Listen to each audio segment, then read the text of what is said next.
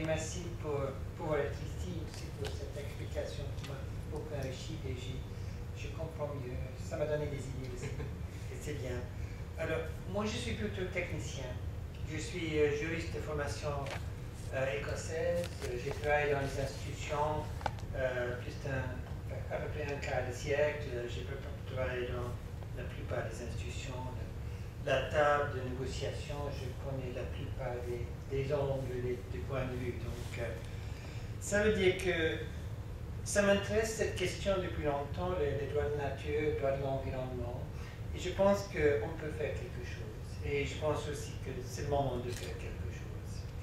Et j'aimerais dire que si on va faire cette initiative, c'est que les gens, les citoyens européens, viennent ensemble, sont motivés et proposent quelque chose à la Commission.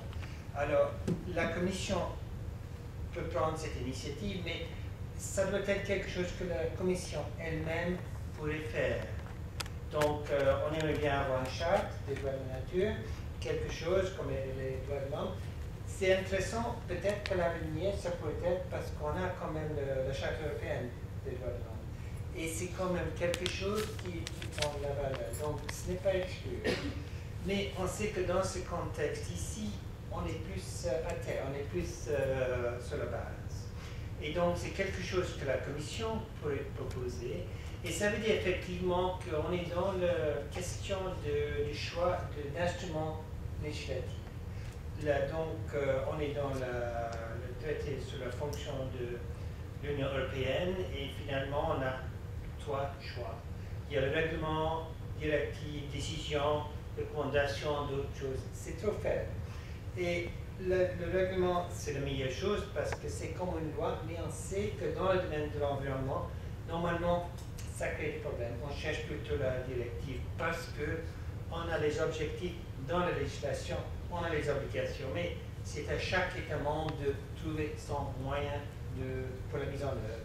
Qu'on met quelque chose dans un code, qu'on fait un statut, qu'on fait une loi, un règlement, ça c'est la façon d'agir de chaque pays. Mais quand même, l'histoire et surtout la jurisprudence montre, par exemple en Grande-Bretagne, que le fait d'avoir une directive avec un article, ça vaut quelque chose et ça vaut plus que le droit national. Et même, j'ai vu des cas, des arrêts où on cite précisément ces articles pour prévaloir sur le droit national et donner des droits. Donc, il y a un domaine là qui est très intéressant à suivre. Alors, si on suit le domaine d'une directive, il propose des objectifs et c'est à chaque État membre. Nous savons dans la réalité que l'initiative proposée à la Commission, si la Commission fait quelque chose, parce que la Commission peut ne rien faire, mais si la Commission fait une proposition, on sait qu'à ce moment-là, ça passe vers les États membres pour la négociation en Conseil et aussi au Parlement européen pour la négociation, pour la discussion, pour l'amendement. Donc il y a tout un processus législatif et politique qui suit. Et on ne peut pas savoir d'avance comment ça pourrait aller. C'est le jeu politique, diplomatique, etc., comme pour tout autre instrument européen. Si on entre plus dans les détails, quelle est la structure, le format, etc., bon, ce serait quelque chose de classique. Un instrument juridique classique, le titre, les auteurs, les citations, les considérants, les articles, les annexes, comme ça. Donc, on est dans un domaine classique.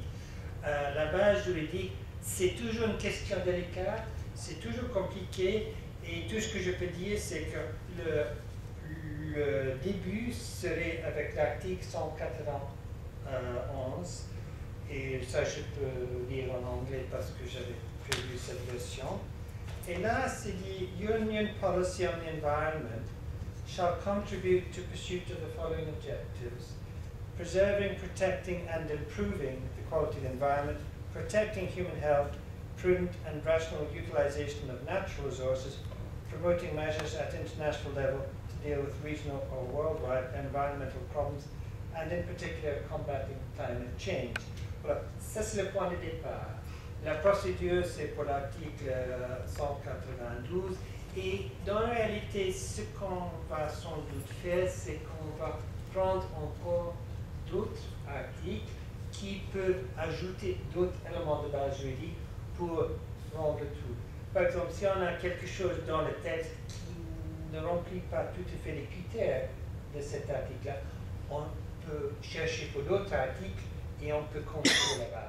Et un peu comme un puzzle, comme un jigsaw. Ça, c'est possible. C'est le rôle des juristes à la commission et ils sont très expérimentés dans ce domaine, je peux ajouter. Donc, il faut aussi dire que dans la réalité, on sait qu'il y aura des dérogations. L'ordre public, des choses classiques, ça va, même si on veut espérer que ce ne soit pas le cas, les États membres vont le mettre d'office parce qu'ils doivent se protéger. C'est normal. Donc, nous sommes tout au début de la procédure. On est juste en train de former le groupe. Et puis, il faut d'abord, quels sont les principes? Et nous avons entendu beaucoup de principes, beaucoup de matériel qui serait utile. Il faut ensuite faire l'étape difficile, qui est créer quelque chose qui est praticable. Et il faut aussi se dire qu'il y a déjà beaucoup de législation en droit européen. Il y a un tas de directives qui sont déjà là, qui d'une certaine manière font part de cette vision globale de la protection de l'environnement et je dirais aussi peut-être la protection de la nature. Et il faut voir où se trouve l'utilité. Qu'est-ce qu'on a déjà qui fonctionne bien? Là, où est-ce qu'il faut chercher un peu plus? Et par exemple, je pense que la Commission en ce moment s'inquiète pour la terre, mais la matière sur la main, le soil en anglais.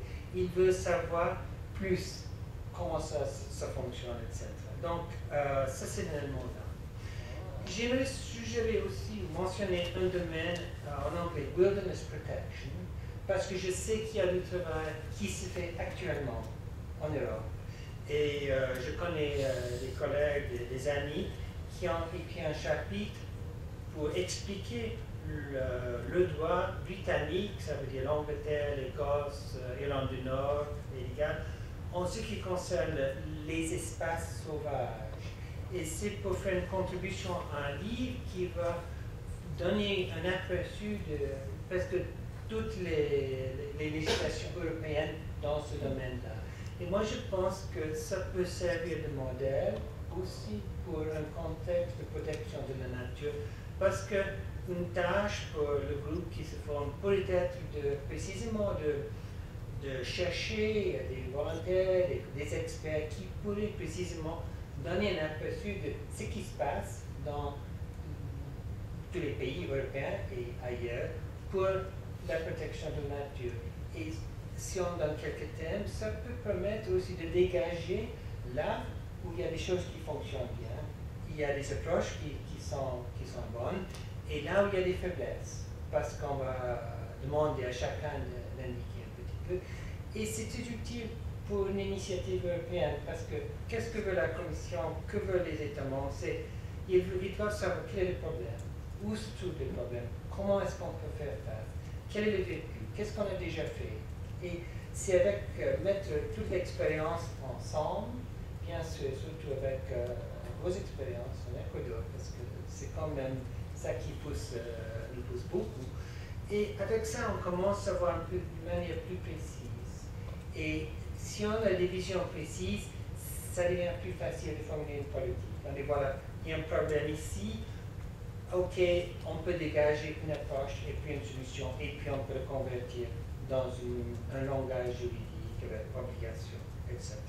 Donc, je pense que de notre point de vue, de notre côté en Europe, il y a déjà quelques travaux qui vont dans ce sens, qui pourraient, on va voir, qui pourraient montrer un petit chemin comme ça. Et puis, j'aimerais peut-être poser aussi une question, ou pas une question, mais soulever un aspect. C'est parce que, récemment à la radio française, j'ai entendu, il y avait une société, un groupe américain, Ushuaïa, qui a gagné un prix.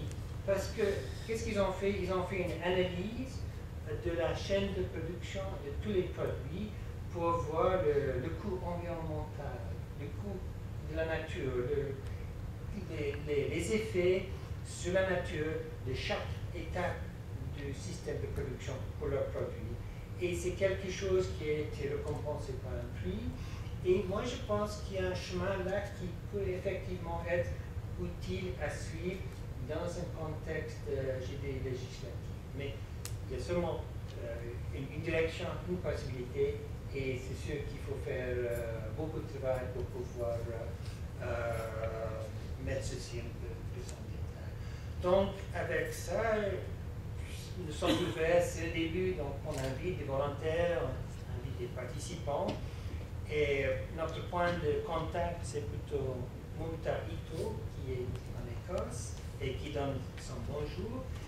Et voilà, merci, danke, grazie, and gratias, muchas gracias. Okay.